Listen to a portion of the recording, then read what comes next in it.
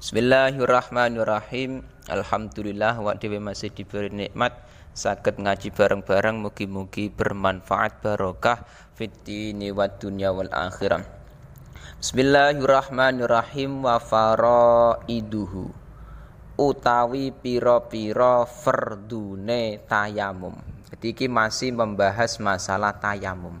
Fardu tayamum iku arbaatu asya'a, iku papat pira-pira perkara. Dalam bertayamum sendiri iku ada yang namanya fardu, ada yang namanya sunnah, ada yang namanya batal, makruh dan lain-lain. Cuman yang dibahas dalam kitab iki fardu dalam tayamum. Fardu dalam tayamum sendiri iku apa? Perkara wajib yang harus ada, yang harus terpenuhi dalam bertayamum. Ketika nantinya bertayamum kok tidak memenuhi fardu iki, ya enggak sah tayamumnya. Nah, tayamum itu penting. Sewaktu-waktu kita bermasyarakat itu butuh yang namanya tayamum. Nah, sing pertama rupane papat an-niyatu, rupane niat. Jelas mayoritas dalam ibadah itu Imam Syafi'i sangat mewajibkan yang namanya niat. Mayoritas seperti sholat, seperti zakat, haji, puasa, terus wudu juga ada niat, tayamum juga ada niat. Jadi niat ini penting menurut Imam Syafi'i. Dan niatnya misalkan nawaitu tayamum alistibahati sholati, boleh. Itu ketika memang tayamumnya untuk melakukan sholat, istibahati sholati.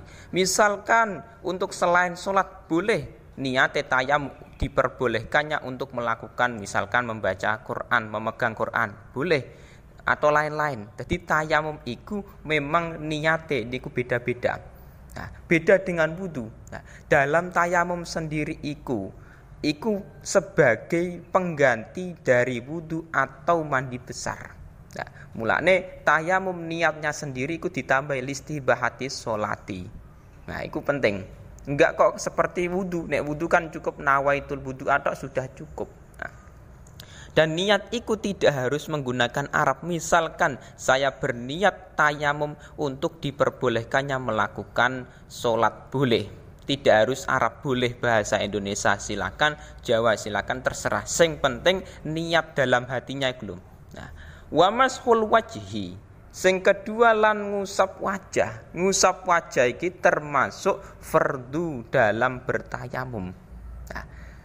Fardu dalam bertayamum mengusap wajah iku tidak seperti dalam wudu. Nek wudu bahasanya ghuslul wajhi, membasuh wajah. Tapi dalam tayamum iku mashu, mengusap. Loh, bedanya apa? Kalau dalam mashu sendiri mengusap, iku di sini menggunakan debu. Jadi mengusap wajah ketika tayamum iki menggunakan debu. Tetapi dalam wudu bahasanya goslu iki membasuh, air mengalir ketika membasuh wajah. Lah iku bedane di situ. Jadi dalam wudu iki air dibasuh pada wajah. Tetapi dalam tayamum iku menggunakan debu, bahasane mashu. Dan dalam wudu perbedaane niate iku ketika membasuh wajah, tapi dalam bertayamum enggak. Niate iku ketika naklut turab, memindah debu. Jadi sebelum debu ditempelkan ke wajah, iku debu dipindah dulu. Misalkan debu iki ditempatkan di sesuatu tempat, misalkan di ember. Nah, iku ketika diusap ke wajah, sebelum diusap niku naklut turab, memindah debu, iku lah niate di situ. Enggak kok niate tayamum iku ketika mengusap wajah iki enggak. Beda dengan kasus wudu. Nek wudu iku niate ketika membasuh wajah. Nah, beda. Sing ketiga wa mashul yadaini, lan ngusap tangan loro. Ngusap tangan loro iki hukume wajib. Oleh ngusap tangan loro ma'al mirfaqaini ing dalam sartane kemiren sikut loro. Ma'al mirfaqaini ing dalam sartane sikut loro. Jadi dalam bertayamum sendiri iku ada yang namanya ngusap, mengusap dua tangan beserta dua siku. Lah iki proses mengusapnya iku dengan menggunakan debu. Beda dengan wudu. Kalau wudu iki ghuslul yadaini, membasuh dua tangan dengan menggunakan air. Beda. Nah nek iki menggunakan debu tayamum iku.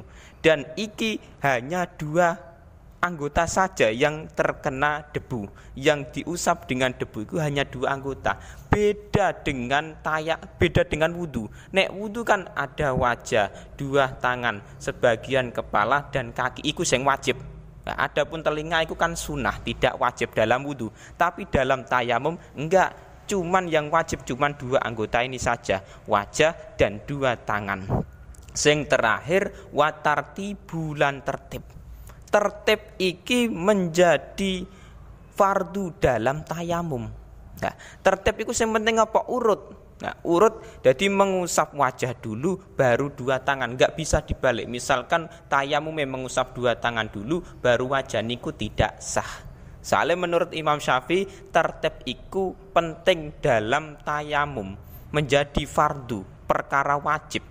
Sama halnya dengan wudu. Wudu juga ada tartib, cuman tartib dalam wudu iku beda dengan tayamum. Nek dalam wudu iki kan ada 4 anggota yang harus tartib.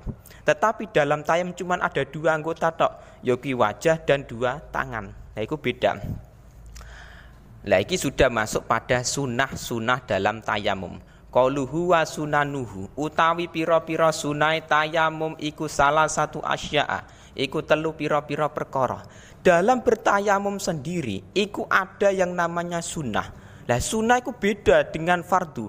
Kalau sunnah iku perkara yang ketika dilakukan dalam tayamum iku mendapatkan pahala sunnah. Cuman ketika ditinggalkan iku tetap sah. Cuman enggak mendapatkan pahala sunnah. Beda dengan fardu. Nek fardune ditinggal ya enggak sah tayamume, tapi nek sunnah iku ditinggal iku tetap sah tayamume. Sing pertama atasmiyatu, membaca bismillah. Nah, dalam bertayamum sendiri iku ada 3 perkara sunnah. Nah, sing pertama iku mengucapkan bismillah, iku sunnah. Mengucapkan bismillah iku sunnah, seperti halnya dalam wudu. Wudu juga disunahkan bismillah. Nah, cuman tasmiyah membaca bismillah iku cukup dengan bismillahi, iku sudah cukup. Misalkan ditambahi bismillahirrahmanirrahim nawaitu tayammum alistibati sholati, niku malah bagus, baik sekali niku. Nah, tetapi misalkan bismillahi sudah cukup, nah itu sudah mendapatkan kesunahan. Sama halnya dengan wudu, makan juga demikian, disunahkan yang namanya membaca bismillah. Watakdimul yumna, sing kedua watakdimul yumna lan dinginake anggota tengen. Lah, mendahulukan anggota kanan iku menjadi sunnah dalam bertayamum. Oleh dingino anggota tengen alal yusra ing ngatasé anggota kang kiwa. Jadi ketika bertayamum anggota kanan iku didahulukan, anggota kiri setelah anggota kanan. Iku kalau memang anggotanya berpasang-pasangan. Contoh, dalam bertayamum iku ada 2 tangan. Iku yang didahulukan anggota kanan dulu, baru anggota kiri.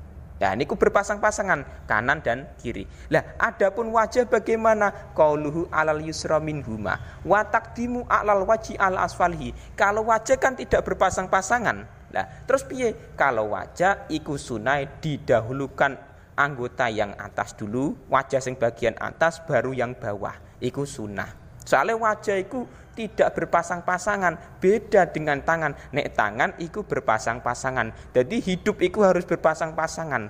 Seperti halnya tangan, ketika didahulukan anggota kanan baru anggota kiri. Jadi berpasang-pasangan. Nek wajah enggak. Wal muwalatu lan nuli-nuli, berkesinambungan. Nah, jadi nuli-nuli iku tidak dipisah dengan waktu sing lama. Nah, mualah iku sama dengan dalam wudu. Wudu juga mualah masuk dalam sunnah. Mualah iki apa tak? Tidak dipisah dengan waktu sing lama. Nek dalam tayamum setelah mengusap wajah langsung mengusap 2 tangan. Nah, misalkan contoh, ketika seseorang tayamum niat terus mengusap wajah, setelah itu 1 jam kemudian tinggal ngopi dulu. Setelah ngopi terus baru melanjutkan 2 tangane. Dan niku tetap sah meskipun dipisah waktu 1 jam. Karena sing penting tartib, fardune tayamum sing penting tartib. Nah, tetapi masalahnya tidak mendapatkan sunnah tayamum, yaitu mualah, berkesinambungan, tidak dipisah dengan waktu yang lama. Sama halnya dengan wudhu. Wudhu juga demikian. Misalkan seseorang wudhu dipisah dengan waktu 1 jam 2 jam, ngopi sik misalkan, terus baru dilanjutkan wudhunya membasuh 2 kaki misalkan, tetap sah. Cuman tidak ada kesunahan mualah. Nah, itu bedanya di situ. Jadi mualah dengan tartib beda. Nek tartib yang penting urut sesuai runtutan. Jadi basuhan pertama, basuhan kedua, ketiga itu dalam wudhu. Dalam tayamum ikut tartib, ikut mengusap wajah dulu, baru 2 tangan. Tapi nek mualah iku sing penting, tidak dipisah dengan waktu sing lama.